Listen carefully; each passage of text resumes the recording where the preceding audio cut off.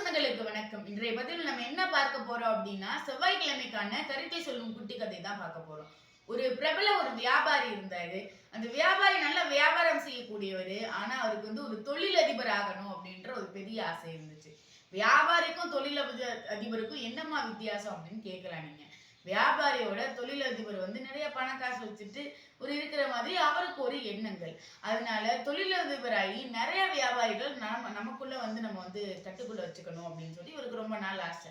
உடனே அந்த ஆசையோட இவர் பயணிக்க தொடங்குறாரு. அவர் தொழிலதிபர் ஆகணும் அப்படின்னு தினமும் திட்டம் போட்டுட்டே இருப்பாரு. ஆனா எந்த திட்டமும் அவருக்கு ஒர்க் அவுட் ஆகிறாப்புல தெரியல. ஆனா இவரு அந்த திட்டத்தை மேல் நோக்க இவரோட வியாபாரத்தை அவர் விட்டுட்டே வராரு. இப்படி வியாபாரத்தை விட்டுட்டே வரும்போது அவரோட பங்குதாரர்கள்லாம் அவரை ஏமாத்த ஆரம்பிச்சிடுறாங்க. உடனே இதெல்லாம் நினைச்சு என்னடா பண்றது, நம்ம தொழிலதிபர் ஆகணும் அப்படின்னு திட்டம் போட்டா இங்கிட்டு வியாபாரம்லாம் போயிட்டு இருக்கு. நம்ம உண்ண உணவு வேணும்ல என்னைக்குமே. இப்ப வியாபாரத்துல இருந்தா தானே உண்ண உணவு இருக்கும். அதுக்கப்புறம் தானே எதிர்காலத்தை பத்தி நம்ம யோசிக்க முடியும். என்னடா பண்றது அப்படின்னு சொல்லி ஒரு நாள் ஒரு ஆற்றங்கரை மணல்ல போயிட்டு உட்காந்து அந்த மண் இருக்குல்ல, அந்த எப்பயாவது நம்ம யோசிச்சோம்னா ஏதாவது ஒரு இடத்துக்கு போனா நமக்கு இந்த இடத்துக்கு போனா நல்ல ஒரு தீர்வு கிடைக்கும் அப்படின்னு நமக்கு தோணும். அதே மாதிரியே அந்த நபரும் போயிட்டு ஒரு ஆற்றங்கரை மணல் பகுதியில உட்கார்ந்து அந்த ஆறு ஓடுறதெல்லாம் பார்த்துட்டு அப்படியே மண்ணை சுரண்டிட்டே உட்காந்துருக்காரு. இரவு நேரம் அது. இரவு நேரம்ன்றதுனால அப்படியே சுரண்டிட்டே உட்காந்துருக்காரு. தன்னை அறியாம அங்கேயே படுத்து தூங்குறாரு.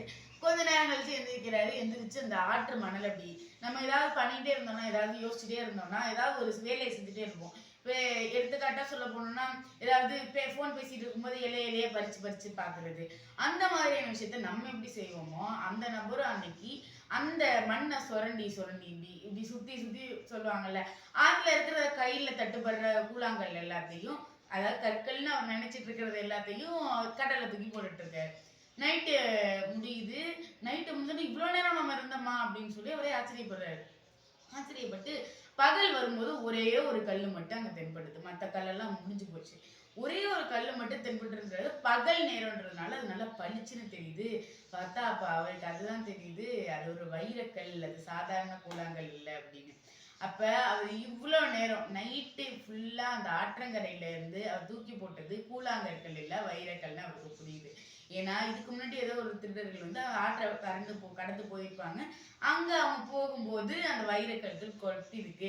இவருக்கு எதிர்த்தாப்புல அதிர்ஷ்டம் இருந்தும் கூட அதை இவர் பயன்படுத்திக்கல. என்ன ஆயிடுச்சு, கடைசியில அந்த வைரக்கல்லை பார்த்தோன்னே, சரி இவ்வளவு நேரம் அந்த வைரக்கல்லையாதான் நம்ம தூக்கி போட்டுட்டு இருந்திருக்கோம் அப்படின்னு சொல்லி நினைச்சிருக்காரு. இதே மாதிரிதாங்க நம்ம பல பேருடைய வாழ்க்கையில நம்ம பண்ணிட்டு இருக்கோம்.